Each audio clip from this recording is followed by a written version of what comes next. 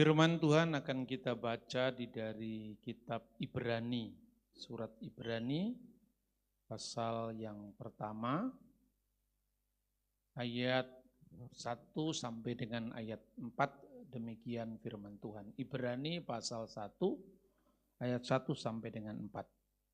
Setelah pada zaman dahulu, Allah berulang kali dan dalam berbagai cara berbicara kepada nenek moyang kita dengan perantaraan nabi-nabi.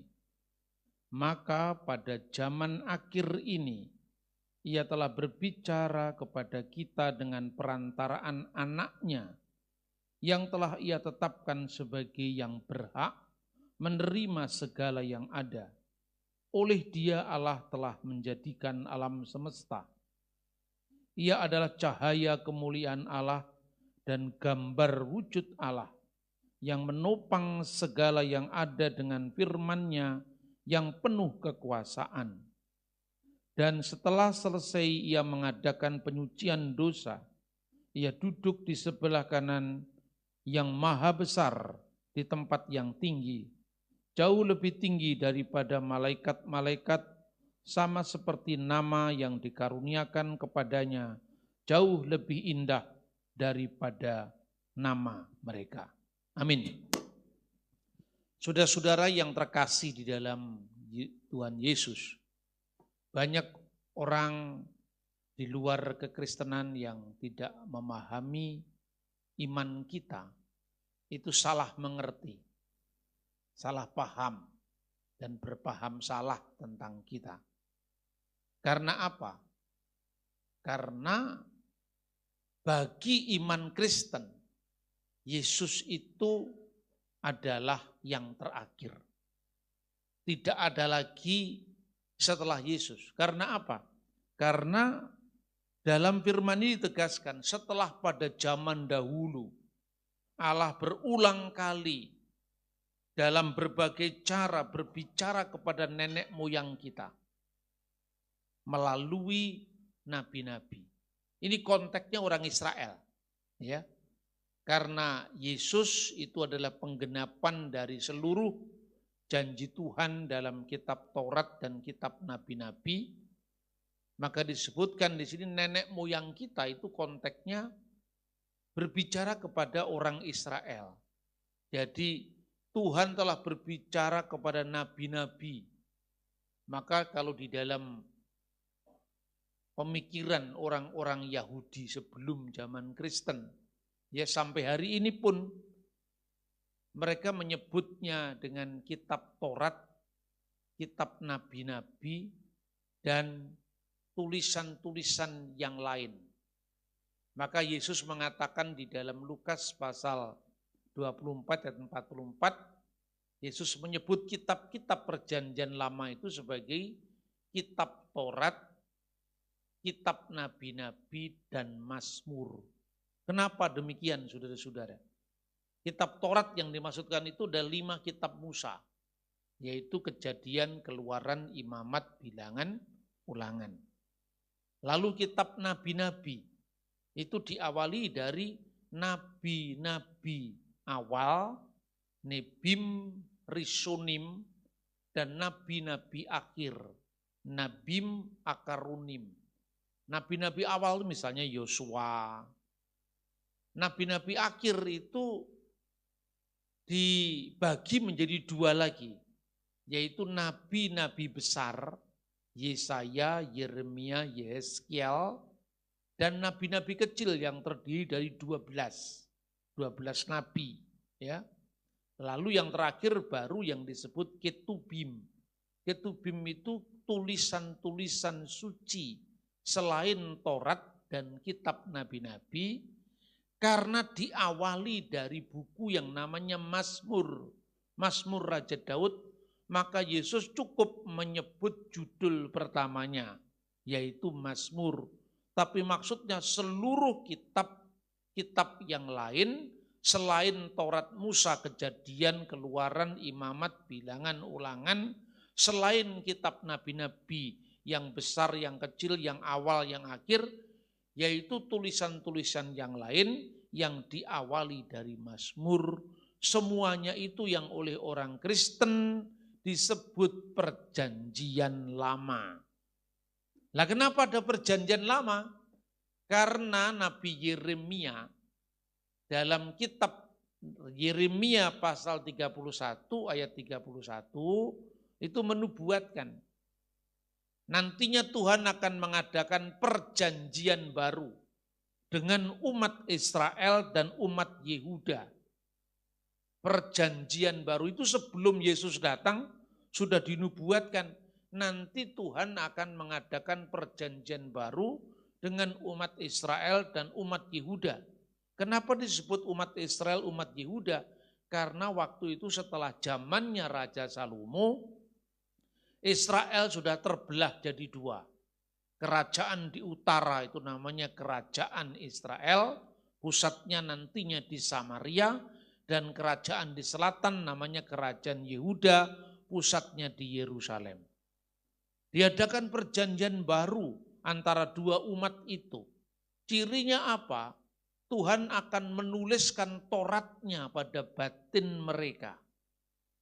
Jadi Tuhan tidak lagi menuliskan hukumnya di atas loh batu seperti di zaman Musa, di mana Tuhan menuliskan 10 hukum Tuhan yang dikenal dengan 10 perintah Allah di loh batu, tapi dituliskan di batin mereka, di loh hati mereka. Maka penggenapannya kapan? Penggenapannya ketika pencurahan Roh Kudus pada hari Pentakosta, di mana Roh Kudus muncul dalam bentuk lidah-lidah api memasuki para murid. Kenapa Roh Kudus tidak lagi muncul dalam bentuk burung merpati seperti saat pembaptisan Yesus, tapi muncul dalam bentuk lidah-lidah api karena Roh Kudus sedang menuliskan hukum dalam batin para murid yang nantinya setiap perilaku, perkataan, perbuatan, mujizat Yesus ditulis oleh para saksi mata itu, dan tulisan-tulisan yang diilhamkan Roh Kudus ini disebut perjanjian baru. Karena menggenapi nubuat dari kitab Nabi Yeremia pasal 31 ayat 31 tadi. 31 dan seluruh ayat itu berbicara tentang perjanjian baru. Nah makanya kitab-kitab orang Yahudi yang oleh Yesus disebut kitab Taurat Musa, kitab Nabi-Nabi dan Mazmur tadi disebutnya perjanjian lama. Kenapa? Karena firman Tuhan kepada Nabi Yeremia, karena perjanjianku yang pertama itu sudah mereka ingkari. Perjanjian pertama itu mana? Perjanjian yang sebelumnya, yaitu kita sebut perjanjian lama. Nah saudara-saudara, ini penting sekali. Karena banyak sekali dalam percakapan-percakapan sehari-hari, orang Kristen diteror, ditanya, kenapa ada perjanjian lama? Kenapa ada perjanjian baru? Gitu aja kita tidak bisa jawab. Padahal itu ada semua dalam firman Tuhan. Itu satu. Yang kedua, kitab suci orang Kristen itu juga kitab sucinya orang Yahudi. Luar biasa kan? Tapi orang-orang di luar karena sedang mencari salahnya Kristen, mereka mengatakan apa? Mereka mengatakan begini, orang Kristen itu nyolong kitab sucinya Yahudi. Nah ini kan bahasanya sudah bahasa kasar sekali kan. Padahal orang yang ngomong begitu tidak ngerti sejarah. Ya Kristen itu dulunya memang Yahudi. Tidak bisa umat Kristen dipisahkan dari Israel, tidak bisa. Karena gereja itu Israel baru. Israel itu jumlahnya berapa Bapak Ibu? 12 suku kan? Berapa muridnya Yesus? 12. Jumlahnya tua-tua Israel yang mendampingi Musa ketika Musa menerima 10 perintah Allah. Dan mereka menunggu di bawah ketika Musa naik ke Horeb atau ke Sinai. Berapa jumlahnya? 70. Lukas pasal 10. Selain Yesus memiliki murid yang jumlahnya 12, ada murid yang jumlahnya 70. Karena gereja itu Israel baru, maka pola perjanjian lama itu dilanjutkan. 12 murid melambangkan 12 suku Israel dan 70 murid melambangkan 70 tua-tua Israel. Yesus disebut imam besar karena di antara suku-suku Israel yang 12 itu dipilih satu suku namanya suku Lewi. Ya, orang Lewi itu yang ditunjuk sebagai imam besar, memimpin ibadah di bait suci yang puncaknya adalah Grafirat atau Yom Kippur, perayaan penebusan dosa setahun sekali. Dan imam yang dipilih itu menjadi pengantara antara Allah dengan umatnya Israel setahun sekali. Yesus juga adalah imam besar. Tapi bukan lagi imam besar perjanjian lama yang membawa korban setahun sekali dari lembu, kambing, domba, tetapi sekali untuk selama-lamanya, yaitu dirinya sendiri. Maka Yesus disebut imam besar perjanjian baru. Karena imam besar itu fungsinya sebagai utusan Tuhan, mewakili Tuhan di dalam mengampuni dosa-dosa umat Israel, maka imam besar itu disebut sebagai saliyah. Saliyah itulah yang diterjemahkan di dalam bahasa Arab rasul. Dalam posisi Yesus sebagai imam besar itulah maka Yesus disebut rasul. Ibrani pasal 3 ayat 1. Firman Tuhan mengatakan agar kita memandang Yesus sebagai rasul dan imam besar. Pandanglah kepada rasul dan imam besar, yaitu Yesus. Yesus itu rasul, utusan. Tidak berarti orang kemudian mengatakan, loh katanya Yesus utusan, Yesus rasul, kok disebut Tuhan? Nah, ini gagal paham lagi.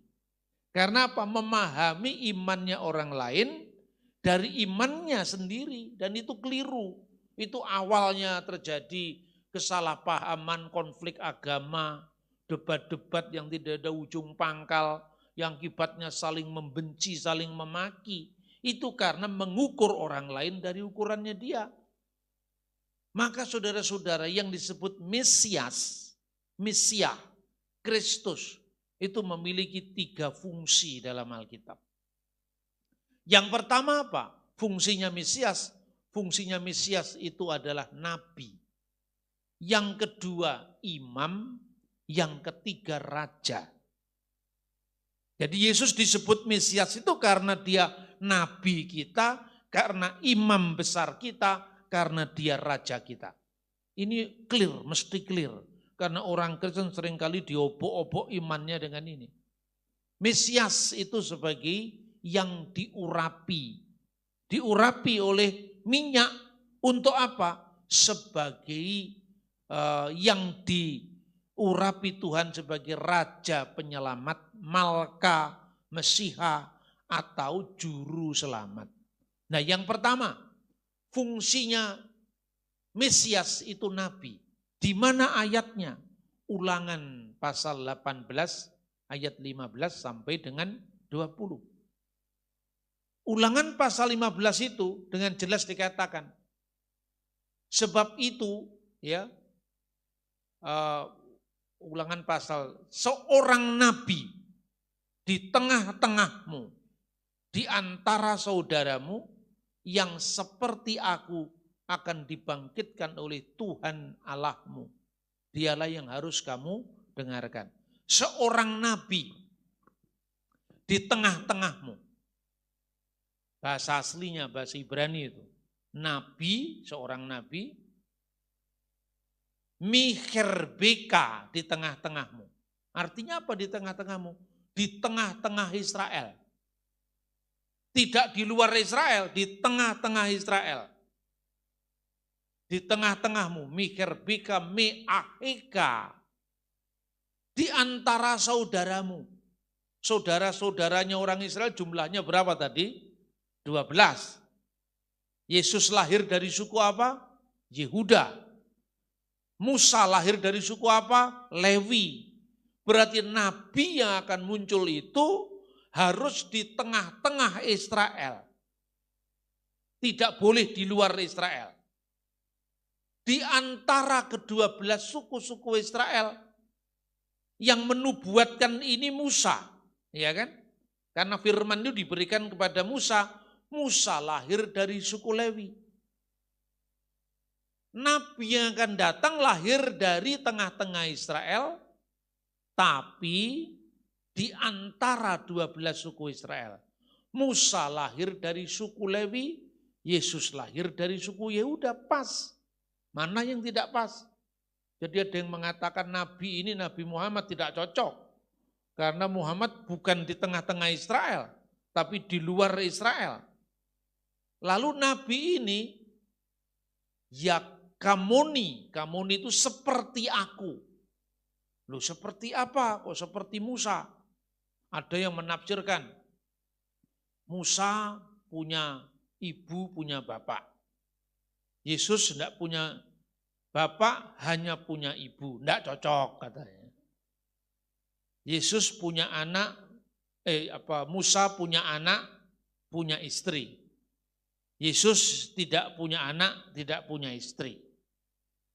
Tapi kalau Kanjeng Nabi Muhammad, Kanjeng Nabinya umat Islam, punya anak, punya istri. Lah kalau ukurannya seperti itu, Pak Bambang juga punya anak, punya istri itu, yang di depan itu. Bukan kesamaan yang seperti itu, tapi kesamaan yang khusus. Apa kesamaan yang khusus itu? Sama-sama nabi pembebas. Ini inti iman Kristen yang harus saya sampaikan. Nabi pembebas itu apa? Musa itu membebaskan orang Israel dari penindasan di tanah Mesir. Makanya 10 perintah Tuhan itu diawali dengan penegasan Anoki Adonai Eloheka Asher Hosetika Me'aret Misrayim Mibet Avadim. Akulah Tuhan Allahmu yang membawa engkau keluar dari tanah Mesir, dari tempat perbudakan. Jadi nabi yang membebaskan. Yesus juga nabi yang membebaskan.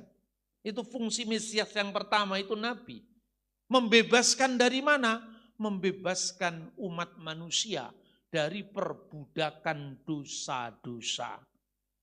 Supaya barang siapa yang percaya kepadanya tidak binasa, melainkan memperoleh hidup yang kekal. Amin. Supaya yang percaya kepadanya tidak binasa, melainkan memperoleh hidup yang kekal. Itu mengingatkan apa?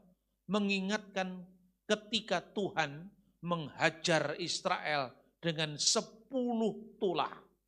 Apa tulah yang terakhir? Anak sulung mati.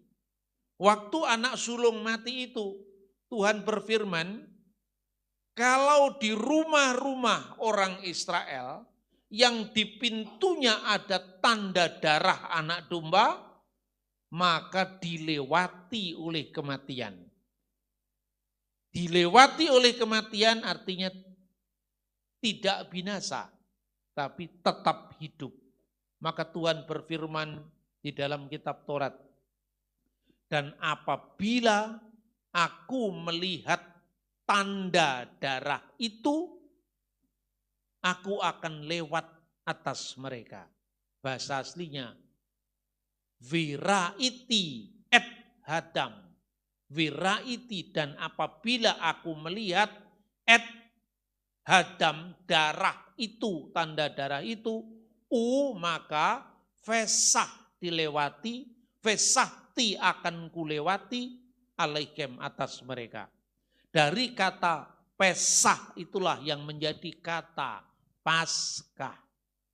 Maka Paskah itu artinya apa? Dilewati. Dilewati oleh apa? Dilewati oleh kematian. Nah, apa Paskahnya Yahudi? Paskah Yahudi adalah keluaran dari tanah Mesir. Orang-orang Yahudi setiap Paskah itu membawa roti tak beragi dan anggur. Ini saya ceritakan sejarahnya supaya jelas kenapa Yesus mengucapkan inilah tubuhku, inilah darahku. Seperti yang sebentar diperingati dengan perjamuan suci atau ekaristi atau perjamuan tubuh dan darah Kristus. Setiap orang Yahudi melakukan perjamuan Paskah, yaitu di bulan Nisan, malam tanggal 14 bulan Nisan. Waktu roti tak beragi dipecah-pecahkan, kepala keluarga Yahudi itu mengucapkan, inilah roti sengsara yang dimakan oleh nenek moyang kita di tanah Mesir. Ketika dipecah-pecahkan mengucapkan halakma anniya diakalu afaktana BRA de Misraim. Inilah roti sengsara yang dimakan nenek moyang kita di tanah Mesir. Yang saya ceritakan ini ibadah Yahudi. Sampai hari ini, karena orang Yahudi kan belum percaya dengan Yesus. Tapi Tauratnya sama, perjanjian lamanya sama, kitab nabi-nabinya sama. Terus ada orang menuduh, Kristen memalsukan kitab. Loh, kalau Kristen memalsukan kitab kan kitabnya beda dengan Yahudi. Sekarang orang Yahudi tidak percaya Yesus pun kitabnya masih sama kok. Ini bukti sejarah yang tidak bisa ditolak. Kalau Anda pergi ke Israel, beli kitab suci yang namanya Taurat atau perjanjian lama untuk istilah kita. Dimanapun Anda beli, baik toko buku Kristen, toko buku Yahudi, penerbit Kristen seperti United Bible Society in Israel, atau penerbit Yahudi, Mesorah Publishing, itu isinya sama. Makanya tadi saya membaca Alkitab kan saya baca dalam bahasa aslinya, bahasa Ibrani. Itu menunjukkan bahwa apa yang dibaca oleh Alkitab kita King James Version, lembaga Alkitab, NIV, itu sama dengan kitabnya orang Yahudi yang namanya Jewish Bible. Ya saudara-saudara, maka inilah roti sengsara yang dimakan oleh nenek moyang kita di Mesir, lalu diberkati, dibagi-bagikan, dimakan. Anggur, inilah anggur sengsara yang diminum nenek moyang kita di Mesir. Lalu mereka berkati, dibagikan, diminum, lalu perjamuan besar, daging anak domba. Itu Paskah Yahudi. Setelah itu mereka membaca mazmur-mazmur yang diawali dengan halel, pujilah, ya, haleluya, pujilah Tuhan. Mazmur-mazmur halel itulah yang disebut nyanyian pujian. Urutannya persis sama ketika Yesus melakukan perjamuan malam dengan para murid. Memecah-mecahkan roti, lalu memberkatinya dan membagikannya kepada para murid. Tapi bedanya ada. Bedanya apa? Waktu perjamuan malam. Yesus tidak mengucapkan inilah roti sengsara yang dimakan oleh nenek moyang kita di tanah Mesir. Tidak. Yesus mengucapkan apa?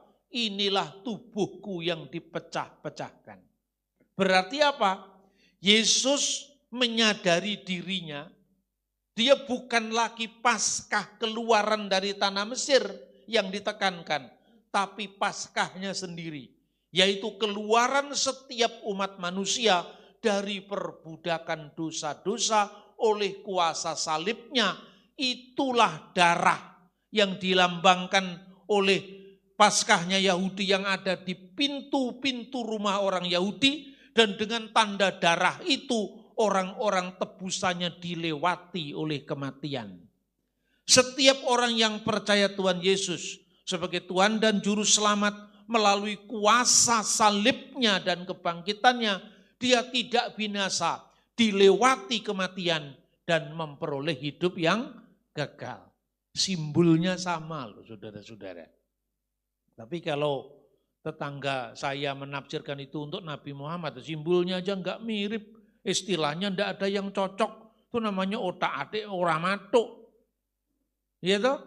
Ini semua simbolnya sama. Hanya Kristen meningkatkan maknanya, bukan lagi Paskah pembebasan nasional sebuah bangsa. Lah kalau sekedar pembebasan sebuah bangsa, Indonesia juga punya Paskah 17 Agustusan. Ya toh? Tapi ini Paskah segala bangsa, pembebasan segala bangsa, bukan hanya penindasan secara jasmani, tapi jasmani dan rohani, penindasan manusia dari dosa-dosa. Ketika anggur diminum, tidak lagi mengucapkan inilah anggur sengsara yang diminum nenek moyang kita di Mesir, tapi inilah darahku. Darah apa? Perjanjian baru. Karena darah Yesus itu mengesahkan perjanjian baru yang dinubuatkan oleh Nabi Yeremia. Aku akan mengadakan perjanjian baru. Dan perjanjian itu disahkan dengan darah. Itulah sebabnya darah dan tubuh Yesus itulah yang menjadi landasan dari Paskah perjanjian baru.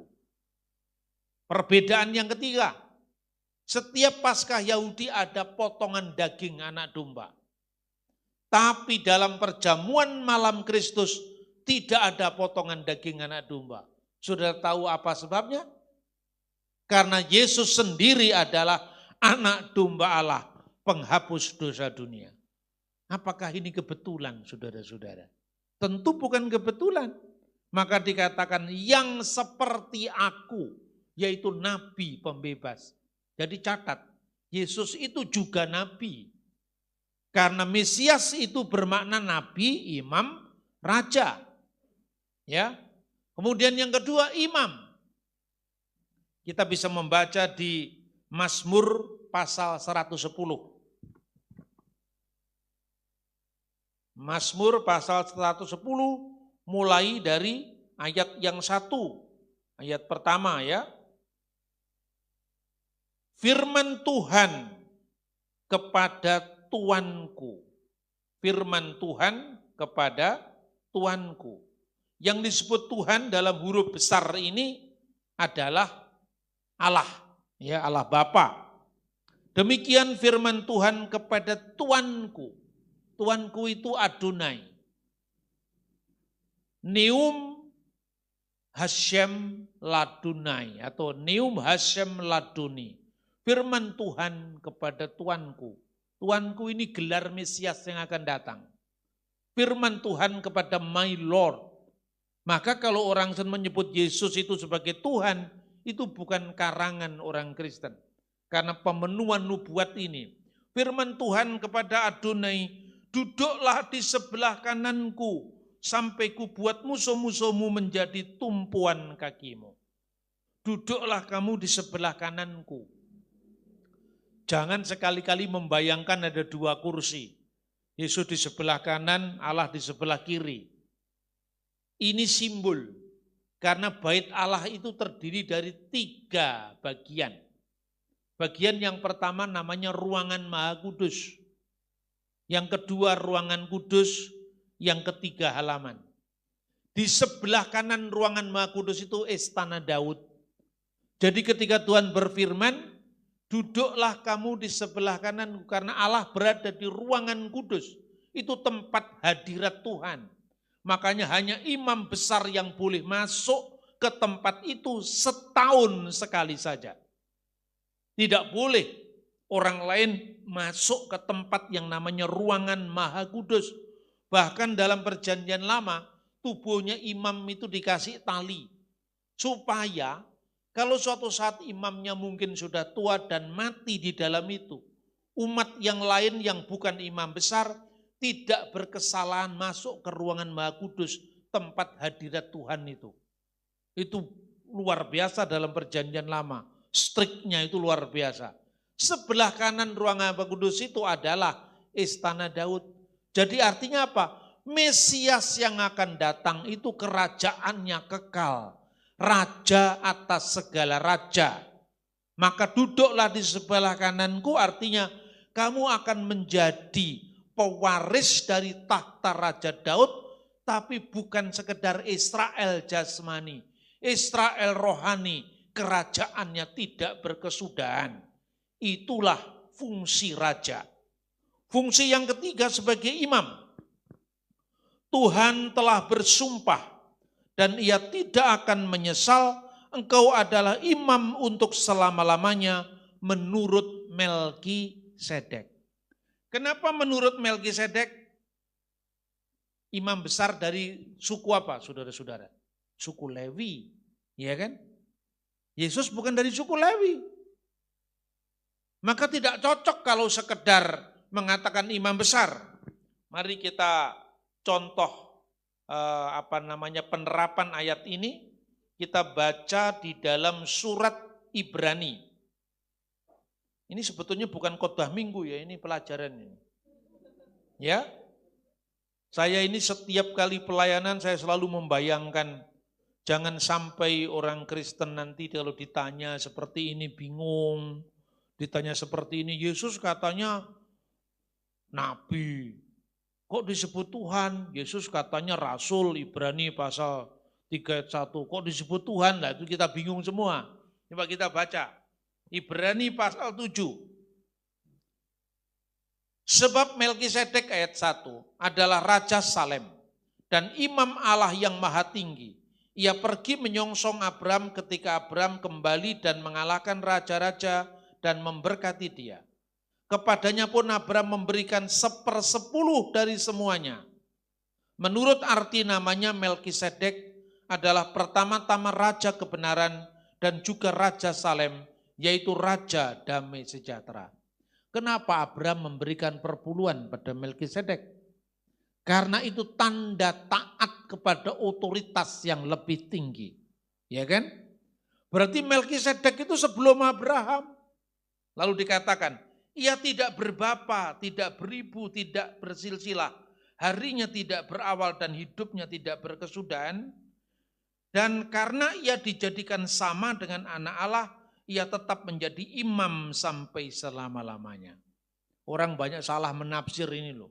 Dipikir tidak berbapa, tidak beribu, tidak bersilsilah itu Melkisedek itu tidak punya bapak beneran, tidak punya ibu beneran, tidak ada silsilahnya. Bukan begitu maksudnya. Melkisedek itu manusia biasa. Bahkan ada yang membuktikan dari tafsiran para rabi Yahudi, Melkisedek itu Sem yang masih hidup di masa Abraham. Dan Sem itu adalah imam Salem. Kenapa tidak berbapa? Karena imam Yahudi, imam besar, itu harus lahir dari suku Lewi. Yesus bukan lahir dari suku Lewi. Jadi tidak cocok kalau mau dicari, rujukannya bukan Yesus itu imam besar biasa, tapi imam besar yang luar biasa. Imam besar yang istimewa menurut peraturan Melkisedek. Sebab kalau dicari dari silsilah orang Lewi, tidak ada nama Melkisedek. Wong Melkisedek munculnya sebelum Lewi. Tidak berbapa artinya bapaknya tidak dijumpai dalam silsilah. Tidak beribu, ibunya tidak dijumpai dalam silsilah. Kalau waktu itu ada persidangan pada zaman Yesus, lalu bapaknya tidak diketahui, hanya ibunya yang dikenal.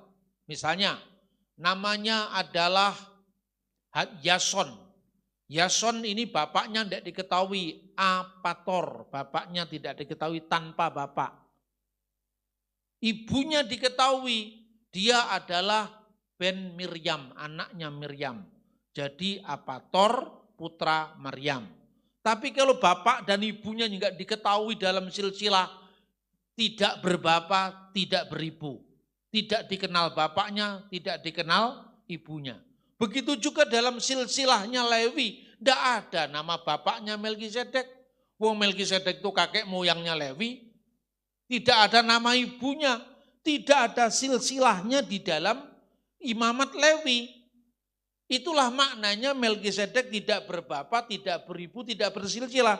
Konteksnya apa? Kita lihat pada ayat 14. Sebab telah diketahui, nah ini penting ini.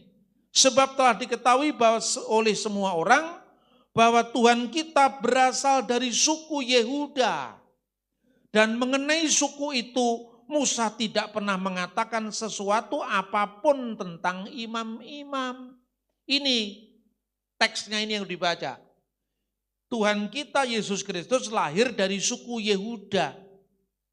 Dan tentang suku ini Musa tidak pernah mengatakan apa-apa tentang imam-imam. Maka keimamatan Yesus yang kekal diibaratkan seperti keimamatan Melkisedek yang nama bapak, ibu, dan silsilahnya tidak diketahui dalam imamat Lewi. Itulah sebabnya di akhir ayat ketiga, dan karena ia dijadikan sama dengan anak Allah, ia tetap menjadi imam sampai selama-lamanya. Engkaulah imam besar menurut peraturan Melkisedek. Jadi Yesus itu nabi, nabi pembebas, imam, dan Yesus juga raja yang kekal, maka tahtanya tidak akan berkesudahan. Dia imam besar menurut peraturan Melkisedek, karena imam besar itu utusan Tuhan dalam korban, utusan Tuhan dan sekaligus mewakili seluruh umat Israel yang jumlahnya 12, maka setiap imam besar disebut saliyah. Saliyah itu yang diterjemahkan apostolos, yang diterjemahkan rasul.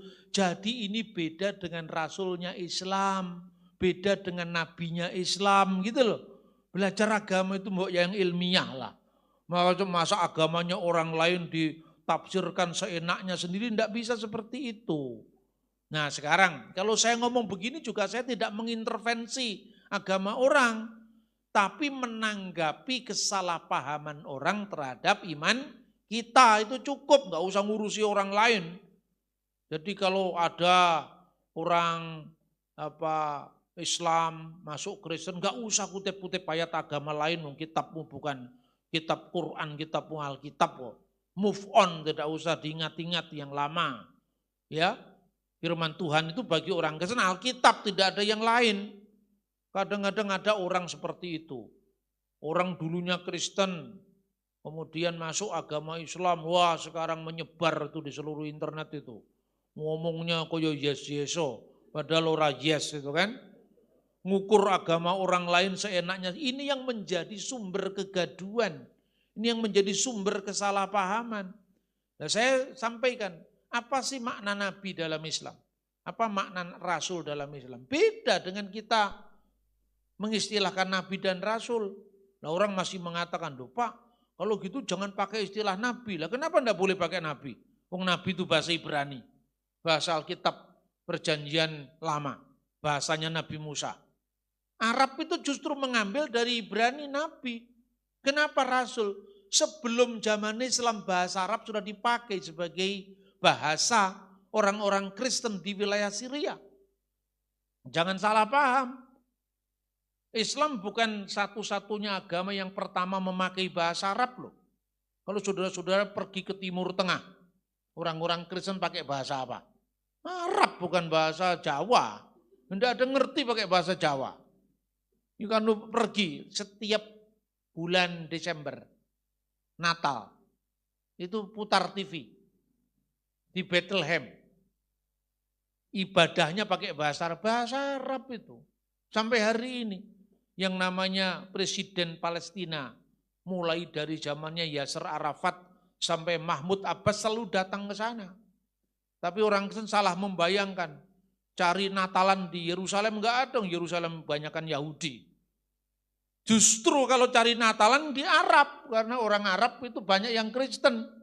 Ini orang Indonesia ini banyak salahnya kan, karena mainnya kurang jauh. Bener nggak? Kalau Anda lihat di Bethlehem, waktu Natalan ada namanya Taranim Rohania, ya. Halumma bina mas'aral mu'minin ila baitlahim nasir munsidin hunaka lada sayyidil alamin linasjud bihublahu linasjud bihublahu linasjud bihublahu abidin. Itu kalau orang Arab nyanyi itu panjang pendeknya itu mengubah makna. Makanya abidin.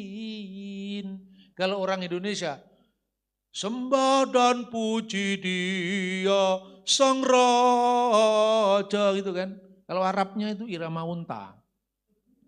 Irama unta itu kan harus gini. Ya, Anda mau bisa nyanyi irama unta kayak saya bisa.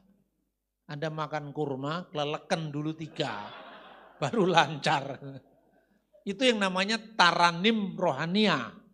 Masih ada satu namanya tilawat masamir. Tilawat masamir itu mazmur yang ditilawatkan. Itu bukan hanya miliknya Islam. Di Timur Tengah ya semuanya begitu. Ya misalnya kalau tilawat masamir itu begini. Kalau Koptik ini, gereja Koptik misalnya di Mesir, itu begini. Min masamir, dari kitab Mazmur. Liyabina Dawudin Nabi wa malikut tohir, barokatuhu alaina amin. Haleluya. Itu Mazmur. Itu namanya bermazmur, ya kan? Mazmur dari Nabi dan Raja kita Daud, berkatnya atas kita semua, amin, haleluya. Lalu teksnya dibaca, ilahi ilahi limada taroktani, ya, Mazmur pasal 22 misalnya. Itu namanya tilawat mazamir, itu mendayu. Tapi kalau baca Injil lain lagi. Kalau baca Injil namanya adalah mulahan Injil.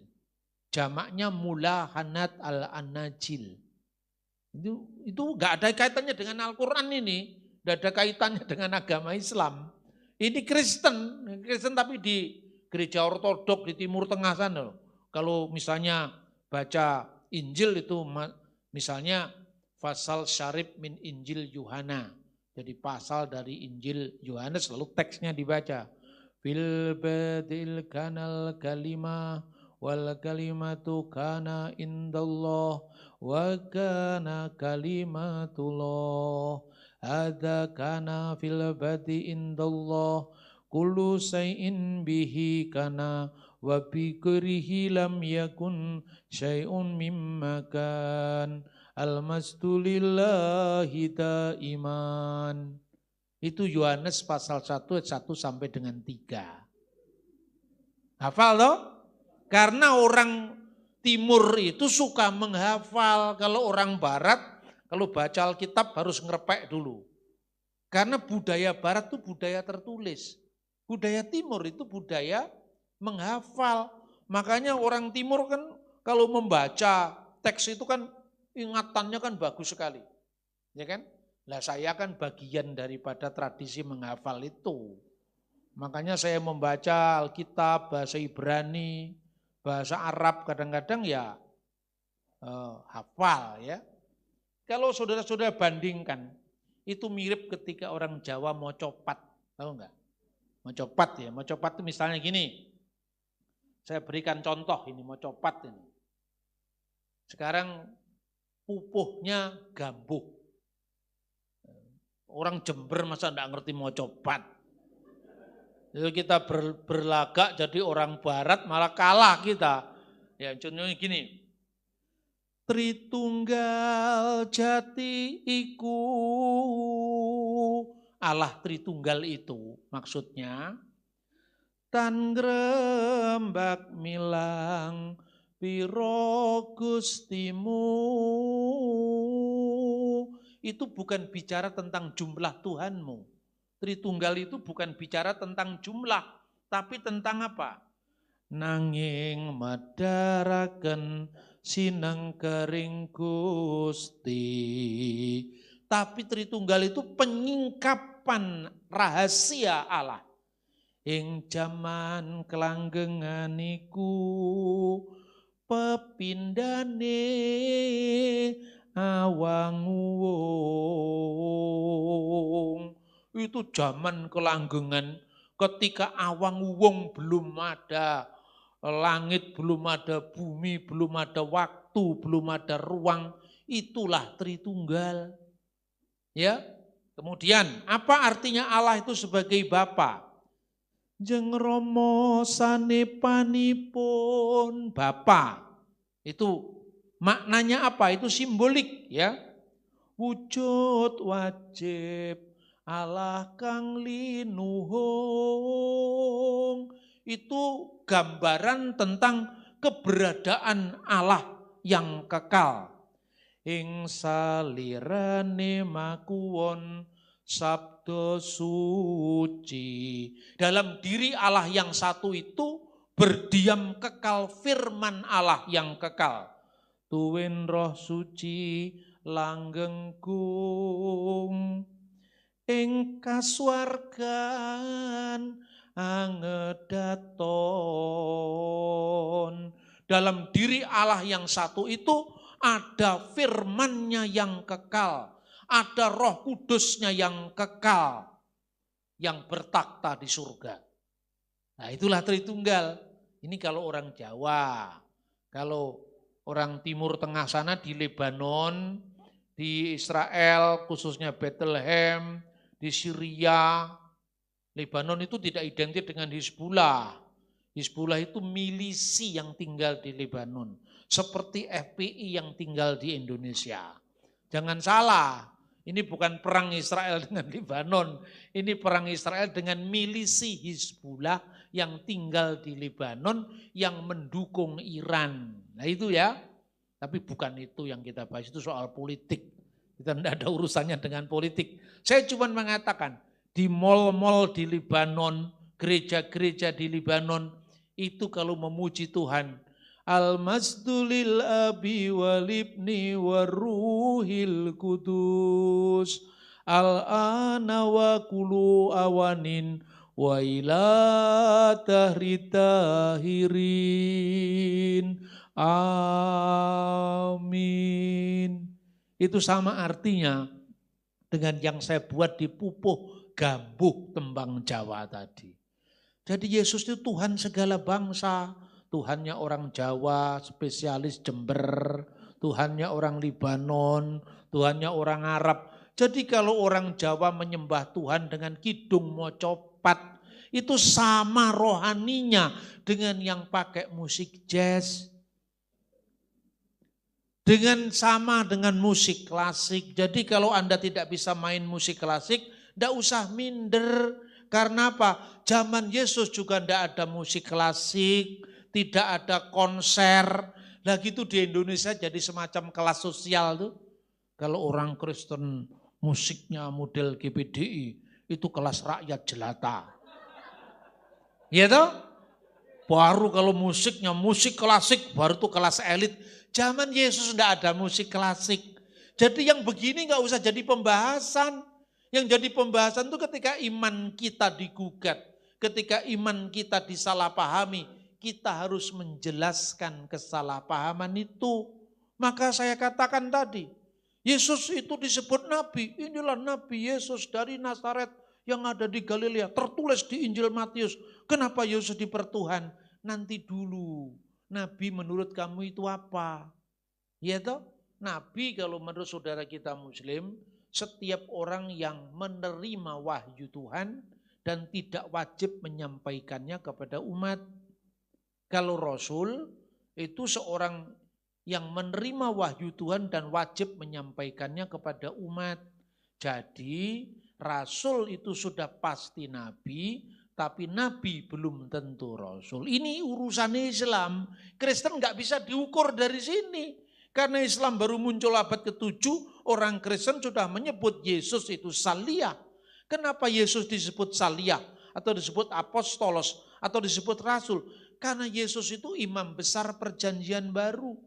Imam besar perjanjian baru disebut Sang Rasul, mewakili setiap utusan dari 12 suku. Masing-masing rasul dari suku Lewi, rasul dari suku Yehuda, rasul dari suku Naftali, rasul dari suku Lewi. Itu masing-masing ada perwakilannya, utusannya. Utusan kongregasi itu artinya rasul. Tidak ada kaitannya dengan rasul Islam. Ini terpaksa saya sampaikan loh saudara-saudara. Karena apa? Hingar-bingar pembicaraan seperti ini di internet nyaris membuat kita saling membenci satu dengan yang lain. Beda ya beda, enggak apa-apa. Orang Islam punya pandangan seperti itu ya karena dia Islam. Kalau kita Kristen nggak bisa sama dengan pandangannya Islam. Kita tidak sama tapi kita harus bisa bersama-sama. Itulah Bhinneka Tunggal Ika. Paham saudara-saudara? Jadi jangan mau diukur iman kita dari ukurannya orang lain. Yesus baru jadi Tuhan tahun 325, ngawur lagi. Ya karena apa? Karena tidak paham imannya sendiri. Kemudian ketika masuk ke agama orang lain, itu kesusu manggung. Tahu nggak kesusu manggung? Jadi diberi panggung, kita pun juga enggak boleh begitu. Kalau ada orang luar baru masuk, suruh sekolah Alkitab dulu. Suruh sekolah teologi dulu, di bawah bimbingan hamba Tuhan yang lebih senior. Sebab apa? Orang itu kalau baru menemukan sesuatu, biasanya kan itu namanya cinta mula-mula. Nah cinta mula-mula itu kadang-kadang ngawur. Tai kucing rasa coklat katanya Gomloh itu. Ya toh, orang ini harus dibimbing dulu, karena itu setelah baptiskanlah mereka dalam nama Bapa dan Putra dan Roh Kudus, harus diajar. Pengajaran ini penting. Kalau pengajaran enggak penting, dipikirnya dia benar, ternyata dia masih baru tingkat introduction, tingkat pengantar. Nah, akhirnya apa? Invisible hand, iblis, laknat jin, setan, periprayangan, gendruwo, tetean, ilu-ilu, banaswati, tidak suka kalau benih Injil ditabur. Dia masuk mengacaukan hal. Lewat apa? Lewat ego manusia. Inilah yang di dalam bahasa Ibrani disebut gemblong kesusu manggung. Ini banyak terjadi, makanya gereja kita harus kita amankan. Jangan ada lagi model-model pindah agama diekspos besar-besaran. Ini mengganggu kerukunan. Ini mengganggu keindonesiaan kita. Tapi diajar. Kalau sudah mengajar mateng, baru dilepas gitu loh saudara-saudara. Jadi apa artinya? Kita menghormati kepada para pendahulu kita, para senior kita yang telah menabur benih Injil dengan air mata, dengan pengorbanan yang luar biasa. Dirusak hanya karena satu kali orang lewat keliru bicara, kena undang-undang penodaan agama, lewat sudah. Maka militansi tanpa strategi adalah kekalahan. Kata Paulus apa? Jangan jadi petinju yang sembarang memukul. Kita harus punya cara yang santun, bersaksi tanpa melukai, tapi juga tidak melanggar hukum, tidak perlu harus menghujat atau menjelek-jelekan orang lain, gitu. Ramah secara budaya, artinya apa? Kita ini tidak boleh cemberut kemana-mana, harus menabur senyuman karena hati yang gembira adalah obat. Perhatikan ini, kalau Anda sering marah-marah, itu mengganggu kesehatan. Gitu. Makanya berikan senyum kepada semua orang, tapi cintamu hanya untuk seorang.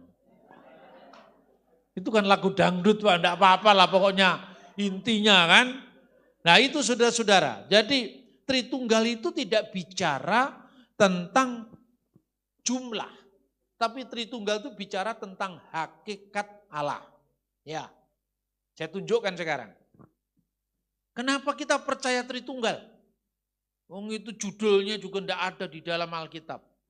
Agama apapun juga kalau judul teologinya juga enggak ada. Ayo sekarang, kata Brahman Widya, itu teologinya orang Hindu. Tapi itu dirumuskan dari Weda. Ya toh? Tapi intinya ada, misalnya ajaran Hindu. Ini bukan saya ingin menjadi orang Hindu, tidak. Tapi kita memahami orang lain supaya kita tidak salah paham dan berpaham salah terhadap orang lain.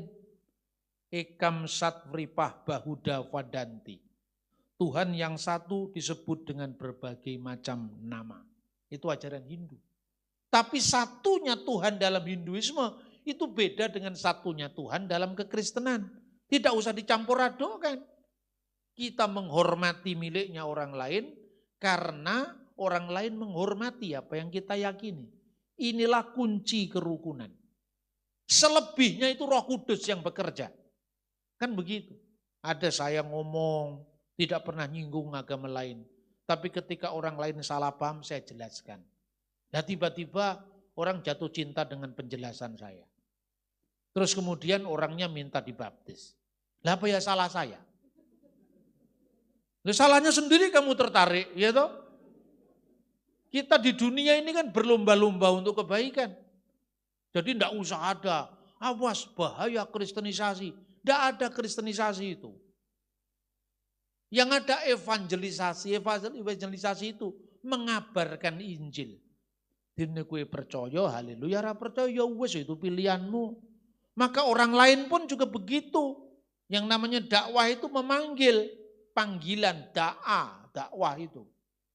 Kalau dipanggil mau ya kata orang Islam, alhamdulillah, ora gelem aja dipaksa kan gitu kan. Gitu loh kira-kira saudara-saudara. Maka iman Kristen itu tidak bicara tentang 3 Tuhan. Tadi kan saya sampaikan dalam bentuk tembang tadi kan.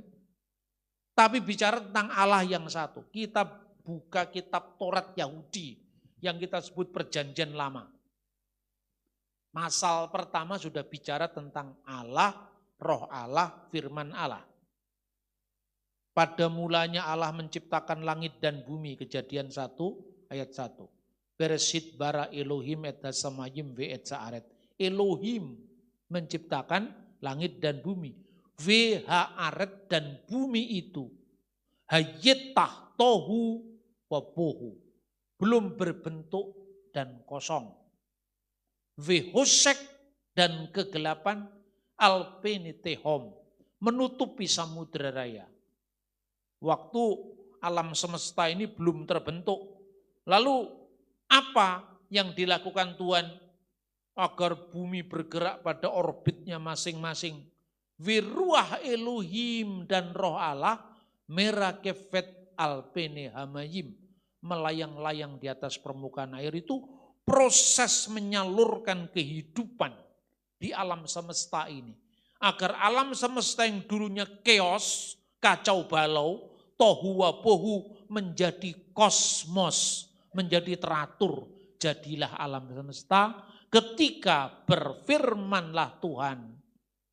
Yehior we yehior. Jadilah terang maka terang itu jadi. Pertanyaannya, Tuhan Allah menciptakan alam semesta ini dengan apa? Dengan firman-Nya dan dengan roh-Nya. Maka dalam surat Ibrani tadi, oleh Dia alam semesta telah diciptakan. Artinya apa? Oleh firman Allah tadi. Nah, kita baca surat Ibrani tadi, kuncinya ya. Surat Ibrani tadi, saudara-saudara. Ibrani pasal 1 ayat 2. Terakhir, oleh Dia Allah telah menjadikan alam semesta. Oleh Dia ini oleh apa? Oleh firman Allah. Maka kemudian ayat 3.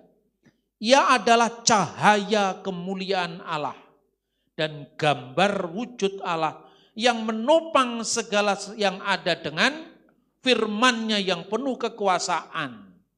Jadi perhatikan, firman-Nya Allah yang menopang segala sesuatu dengan penuh kekuasaan, yang dikiaskan sebagai anaknya. Ayat 2, jadi anak itu bukan anak, beranak itu bukan. Kalau Allah itu punya anak, siapa bidannya? Salah paham lagi. Anak itu bukan berarti anak beranak secara fisik, itu bukan. Contohnya sekarang, Yohanes pasal 1, ayat 1, 2, 3. Pada mulanya adalah firman dan firman itu bersama-sama dengan Allah dan firman itu adalah Allah. Firman yang satu dengan Allah tadi loh. Seperti pikiran manusia satu dengan manusia bersama rohnya. Maka tubuh, jiwa dan roh itu satu. Itu perumpamaan Tritunggal yang paling gampang itu. Bagaimana 3 kok dianggap satu, satu dianggap 3. Bukan dianggap, memang satu. Contohnya, tubuh, jiwa, dan roh, 1 apa 3? 1 Pak, lah iya, 1 kan. Lebih sederhana lagi wis ra iso. Kalau kamu mau cari sederhana lagi, Tritunggal itu seperti tubuh, jiwa, dan roh. pada manusia. Ternyata satu, ya satu. Lebih sederhana lagi, saya tanya, kamu gambar dulu rohmu seperti apa? Gambar roh, Pak, nggak iso nih sing gambar. Nah, gambar rohmu sendiri kamu nggak bisa, apalagi Tuhan. Ya toh? Inilah yang disebut misteri. Tubuh, jiwa, dan roh itu satu. Tapi selebihnya kamu disuruh gambar roh juga nggak bisa. Tapi kita menyadari, memahami seperti jiwa dan roh berada di dalam manusia yang satu, begitu juga Allah selalu beserta firman-Nya dan roh-Nya. Kejadian 1 ayat 1 sampai dengan 3. Mazmur 33 ayat 6. Oleh firman Tuhan langit dijadikan. Oleh nafas dari mulutnya segala bala tentaranya. Nafas di sini yang diterjemahkan dalam bahasa Indonesia itu ruah dalam bahasa Ibrani. Ruah itu artinya roh. Di sini firman Tuhan dan roh Tuhan. Tritunggal. Ya kan? Kemudian Tritunggal dalam bentuk penyembahan. Dari awal Tritunggal dalam bentuk penyembahan. Berapa jumlahnya berkat Harun? Ada 3 berkat Harun dalam kitab Bilangan. Tuhan memberkati engkau dan melindungi engkau. 1. Ayat 27, pasal 6 ayat 24 sampai 20 ayat 24, 25, 26. Tuhan menyinari engkau dengan wajahnya dan memberi engkau kasih karunia. Ayat 26. Tuhan menghadapkan wajahnya kepadamu dan memberi engkau damai sejahtera. Kenapa harus 3, tidak 4? Ini Tritunggal dalam penyembahan. Lalu baca lagi misalnya dalam kitab Yesaya 6 ayat 3. Dan mereka berseru seorang kepada seorang. Katanya, ini pujian malaikat di surga. Kudus, kudus, kuduslah Tuhan semesta alam, seluruh bumi penuh kemuliaannya. Kados, kados, kados Adonai Sefaot, Melo kal haaret kibutu. Kados, kados, kados. Bukan kados pundi. Kados itu kudus, kudus, kuduslah. Juga 3 kali. Kenapa 3? Bukan 4, bukan 5. Pujian malaikat ini terus dikenang dalam kitab Wahyu. Ketika Yohanes menerima visi di Patmos. Wahyu pasal 4 ayat 8. Dan keempat makhluk itu masing-masing bersayap 6. Itu maksudnya malaikat. Sekelilingnya dan di sebelah dalamnya penuh dengan mata. Dan dengan tidak berhenti-hentinya mereka berseru siang dan malam. Kudus, kudus, kuduslah Tuhan Allah yang maha kuasa. Yang sudah ada, yang ada, dan yang akan datang. Kudus, kudus, kudus 3 kali. Yang sudah ada, yang ada, dan yang akan datang. 3 dimensi. Dimensi lalu, dimensi kini, dimensi akan datang. Ungkapan yang ada, yang sudah ada, dan yang akan datang. Itu mengingatkan nama Tuhan dalam perjanjian lama yang dieja secara akademik Yahweh. Ya kan? Firman Tuhan kepada Musa dalam Keluaran pasal 3 ayat 14. Firman Tuhan kepada Musa, aku adalah aku. Bahasa aslinya Ehyeh, Asyar Ehyeh. Dan kata Ehyeh itu artinya aku ada. Asyar yang aku ada. Aku dulu ada, aku kini ada, aku akan seterusnya ada. Itu maknanya. Jadi Tuhan itu tidak pernah tidak ada. Tuhan selalu ada. Lalu Tuhan ada bersama firman-Nya, bersama roh-Nya. Maka Bapa, Firman, dan Roh Kudus ketiganya adalah satu. Clear toh? Itu dalam penyembahan. Maka doa Yahudi. Yohanes ini kan orang Yahudi. Maka jangan ngomong lagi. Kristen membaca kitabnya Yahudi. Yohanes orang Yahudi. Kalau kau orang Betawi, orang Makassar, orang Jakarta. Ini seluruh penulis perjanjian baru Yahudi semua. Maka dikatakan dalam doa Yahudi yang dikutip oleh Yohanes. Karena Yohanes jadi orang Yahudi. namanya doa Adon Olam, Tuhan yang kekal. Bunyinya apa? Vehu hayah, vehu howeh, vehu yihye, betif arah. Dia yang sudah ada, dia yang ada, dia yang akan datang, yang seterusnya ada. Itulah Tritunggal.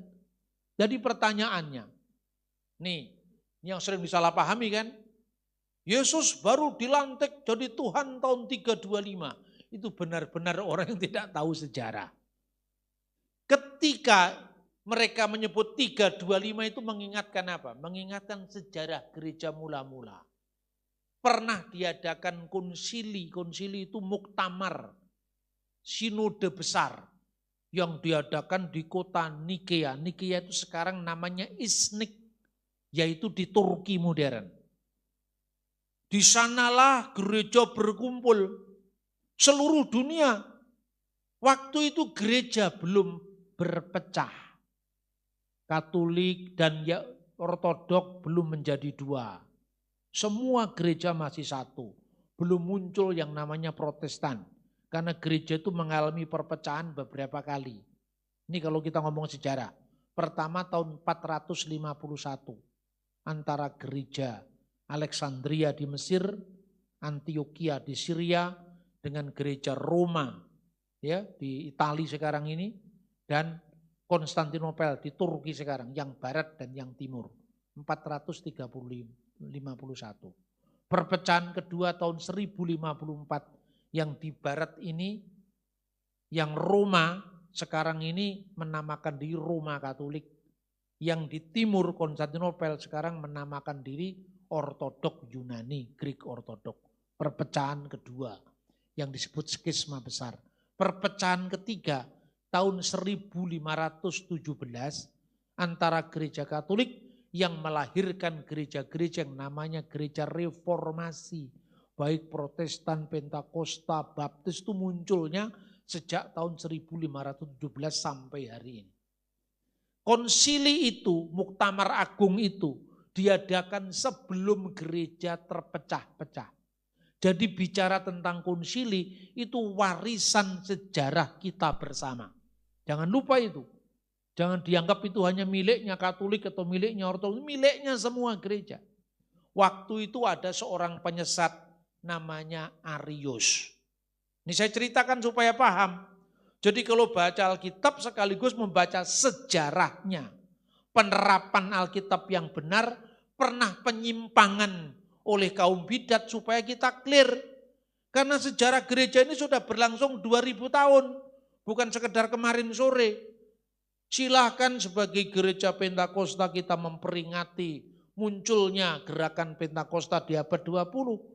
Tapi jangan lupakan abad 19, 18, 17, 16, 15, 14, 13, 12, 11, 10, 9, 8, 7, 6, 5, 4, 3, 2 sampai 1 abad pertama zaman Yesus. Kalau sejarah gereja ini kita pelajari 2000 tahun, setan nggak bisa utak-atik lagi. Setan kan suka mencari kekosongan. Buktinya apa? Ada rumah kosong ditempati. Padahal dia enggak pernah ngurus sertifikat. Bener enggak? Itu caranya setan, makanya jangan sampai kosong supaya enggak ditempati setan. Kalau sejarah kita kosong bisa diselundupi setan. Lu setan itu memang semaunya sendiri. Rumah lama enggak dihuni ditempati. Apa orang lain beli, dijual oleh pemiliknya. Tiba-tiba malam datang mengganggu. Kamu mengobrak-abrik rumah saya. Sama teman saya ditanya, enak aja ini saya beli. Kalau ini milikmu, mana sertifikatnya? Lalu suaranya itu hilang. Terus dia diskusi ke saya, loh mana lagi suaranya? Nah, Bung sudah berdoa? Belum. Saya cuma mengatakan, enak aja kamu bilang, ini rumahmu, mana sertifikatnya? Lalu enggak ada suara lagi, enggak ada. Wah, itu belum berdoa, setannya sudah lari. Kenapa? Karena setannya tidak pernah belajar hukum perdata. Jadi dia belum ada jawaban. Jangan sedikit pun setan masuk dalam sejarah gereja kita sehingga kita pelajari semuanya. Amin saudara-saudara. Anda bisa belajar karya Roh Kudus setiap zaman loh. Abad pertama yang terjadi apa, abad kedua yang terjadi apa, sampai abad 21. Loh kan luar biasa. Makanya ketika orang mengatakan, Yesus baru jadi Tuhan tahun 325. Anda jawab cuma dengan Alkitab. Oh enggak, dalam Alkitab. Alkitab kan tafsirannya banyak. Ya toh? Tinggal siapa yang menafsir. Tapi kalau Anda melihat ini loh, Alkitab di tangan muridnya Yohanes. Namanya Ignatius dari Antioquia. Dia mengatakan apa? Yang disebut firman itu bersama Allah. Firman itu benar-benar Allah. Bukan separuh Allah. Bukan suatu Allah huruf kecil seperti saksi Yehova. Lebih percaya mana? Charles Taze Russell yang muncul di abad 20, pendirinya saksi Yehova. Atau Anda lebih percaya muridnya Yohanes yang nulis Injil? Ini cara membaca sejarah, saudara-saudara. Makanya banyak orang-orang dari sekte-sekte yang tidak genah itu. Ketika ketemu sama saya, bisakah Pak Bambang bicara tanpa sejarah? Tidak bisa. Harus bicara sejarah. Karena Alkitab itu muncul dalam konteks sejarah. Mati, nggak bisa ngomong. Maka kalau saya katakan, Yesus baru jadi Tuhan tahun 325, nanti dulu. Tahun 100, sebelum yang namanya Ignatius dari Antioquia dihukum mati di Roma. Dia sudah mengatakan bahwa Yesus Kristus tabib kita. Ini bukti bahwa Alkitab di tangan orang benar, di tangan pemilik sejarah yang benar, maka tafsirannya jadi benar. Tapi Alkitab di tangan Mormon dan saksi Yehova pasti salahnya. Karena apa? Dia bukan saksi sejarah. Itu loh saudara-saudara. Saya berikan contoh. Anda percaya enggak Diponegoro lebih suka makan rawon atau suka gudeg? Kalau Anda hanya bisa bicara secara asumsi, pasti yang lebih masuk akal Diponegoro lebih suka gudeg. Karena itu makanannya orang Jogja. Daripada suka rawon, makanannya orang Probolinggo. Rawon nguling, Jawa Timur. Benar enggak? Tapi belum tentu juga. Buktinya saya bukan orang Arab, saya suka kambing. Ini kasus khusus. Makanya harus ada bukti dari tokoh atau orang yang sejaman dengan saya nanti kalau saya sudah mati. Ternyata ada kesaksian dari Ibu Safa, istrinya Pak Bambang Nursena. Bahwa bapak dulu suka makan sate kambing, cempe misalnya ini. Ini baru sejarah. Tapi kalau sudah mengatakan, karena Pak Bambang itu orang Jawa, pasti dia lebih suka makan gudeg ketimbang makan sate kambing. Belum tentu. Ya toh? Diponegoro. Kan kalau yang ngomong itu kita hanya dari asumsi, belum tentu benar. Tapi kira-kira kalau yang nulis Sentot Prawiro Dirjo, masa Anda tidak percaya? Nah yang nulis ini muridnya yang nulis Alkitab itu dokumennya masih ada semua. Makanya orang tidak bisa macam-macam. Ignatius dari Antioquia itu mati syahid martir di Roma. Dibawa dari Antioquia. Dia dimakan singa itu matinya. Disuruh menyangkal Yesus tidak mau dia. Dia pernah nulis sebelum kematiannya kepada gerejanya. Supaya kamu tetap meneladani para rasul. Supaya kamu tetap setia pada firman Tuhan. Lalu dia katakan dalam suratnya itu, Tuhan Yesus Kristus tabib agung kita, penyembuh satu-satunya yang lahir dari Allah dan lahir dari Bunda Maria. Lahir dari Allah sebagai firman Allah yang kekal, lahir dari Bunda Maria dalam kemanusiaannya. Apa yang ditulis oleh Ignatius dari Antioquia meneguhkan Alkitab Yohanes pasal 8 ayat 42. Kalau kamu percaya Allah Bapamu, kamu mengasihi aku sebab aku keluar dan datang dari Allah. Yang keluar dari Allah itu bukan darah dagingnya Yesus. Yang keluar dari Allah itu firman Allah yang bersama-sama dengan Allah. Itulah yang disebut anak Allah. Tapi Yesus ketika turun jadi manusia, kemanusiaannya dari Bunda Maria. Lukas pasal 1 ayat 42. Terpujilah engkau terberkatilah engkau di antara perempuan. semua perempuan. Dan terberkatilah atau diberkatilah buah rahimmu. Siapa buah rahim Bunda Maria? Secara manusia, Yesus dalam kemanusiaannya. Jadi bukan sekedar pada tahun 325, ini tahun 90-an Masehi. Ketika Rasul Yohanes masih hidup di Efesus, ditulis itu sebelum kematiannya tahun 107. Clear sejarahnya mencatat. Tritunggal dalam penyembahan dibayar dengan darah para martir. Ignatius dari Antioquia. Yang kedua, Yohanes punya murid lagi di Smyrna. Smyrna itu salah satu dari 7 jemaat di kitab Wahyu. Penggantinya Yohanes yang ngurusi jemaat, muridnya yang namanya Polikarpus dari Smyrna. Anda pasti kenal ini karena tertulis dalam buku The Voice of Martyr, diterbitkan oleh penerbit Pentakosta Immanuel di Jakarta. Terkenal sekali. Ditanya Polikarpus ini, sangkalah Tuhanmu. Apakah sulitnya kamu membakar dupa di depan kaisar? Kami sebetulnya tidak tega dengan engkau Bapa, karena engkau sudah tua. Kamu sangkal Yesus selesai. Kamu bakar dupa di depan kaisar. Karena waktu itu kaisar menuntut supaya disembah sebagai Tuhan dan Allah. Polikarpus diam, dia ditangkap dari tempat doanya. Di depannya sudah ada kayu-kayu yang siap membakar dirinya, kayu dan api. Sangkalah Yesus dan kamu akan diberi kesempatan untuk hidup oleh kaisar. Dia katakan apa? Itu ungkapan yang terkenal. Anda bisa membaca di buku Voice of Martyr, diterbitkan oleh penerbit Immanuel. Itu penerbit Pentakosta itu di Jakarta. 86 tahun saya mengikuti dia. Dan tak sekalipun dia mengecewakan saya. Polikarpus berani mati membayar harga demi imannya ketimbang menyangkal Yesus. Dan ketika dia dibakar di perapian itu, dalam kondisi bersujud, dia menyembah Bapa dan Putra dan Roh Kudus. Jadi itu bukan sekedar teori. Itu iman yang dibayar harga dengan darah para martir. Kemudian tahun 325 itu perumusannya.